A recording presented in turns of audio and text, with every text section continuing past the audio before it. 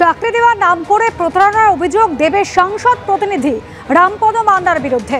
আশাকর্মী চাকরি দেওয়ার নামে 1,80,000 টাকা নেওয়ার অভিযোগ। জেলা পুলিশের কাছে অভিযোগ দায়ের চন্দ্রকোনার বাসিন্দার। থানা অভিযোগ নিতে না চাওয়ায় ইমেলে জেলা পুলিশকে অভিযোগ। দাবি অভিযোগকারীকে চিনি না, অভিযোগ উড়িয়ে পাল্টা দাবি দেবের সাংসদ প্রতিনিধির। অভিযোগ প্রমাণিত হলে তদন্ত হবে, যে দোষী তাকে শাস্তি পেতে হবে, মন্তব্য দেবের।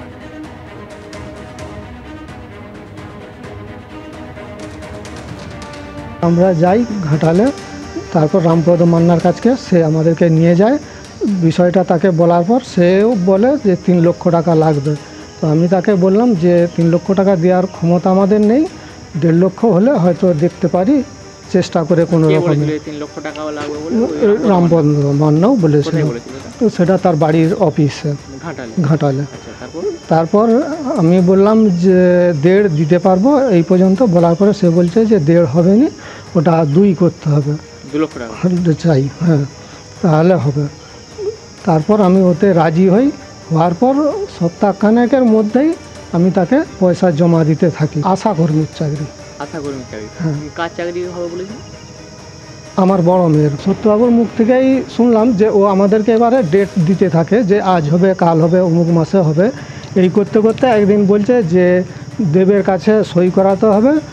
তখন আমি বুঝতে পারলাম যে ওই ব্যক্তি তাহলে দেবের কেউ হবে।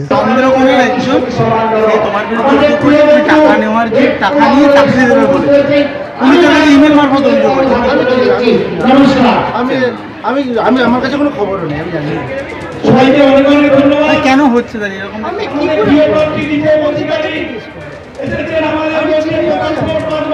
একটা অভিযোগ দায়ের হয়েছে, এরকম কয়েক হাজার হতে পারে যদি মানুষ সাহস নিয়ে বেরোন।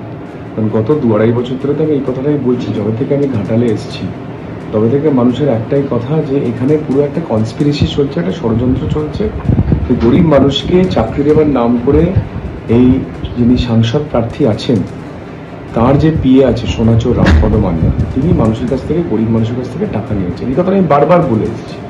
তো আজকে একজন সাহস করে তার থানায় এফআইআর করতে গিয়েছিল, আমি যেটুকু শুনলাম, এবং থানা তার এফআইআর নেয়নি, তারা ইমেলে পাঠিয়েছে এবং এখন অবধি এফআইআর নাম্বারও দেয়নি পুলিশ।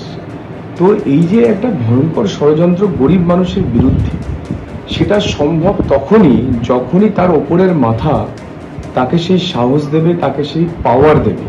এই সাংসদের যদি না হাত থাকতো পুরো ব্যাপারটার মধ্যে, তাহলে রামপদ মান্না সাহসটা কোত্থেকে পাবে? রাম মান্না তার বিরুদ্ধে একটা জেলা পুলিশের কাছে ইমেল মারফত অভিযোগ দায়ের হয়েছে, সে চাকরি দেওয়ার নামে টাকা নিয়েছে, এরকম অভিযোগ। কি বলবে? তদন্ত হবে, আবার কি, যে দোষী তাকে শাস্তি পেতে হবে।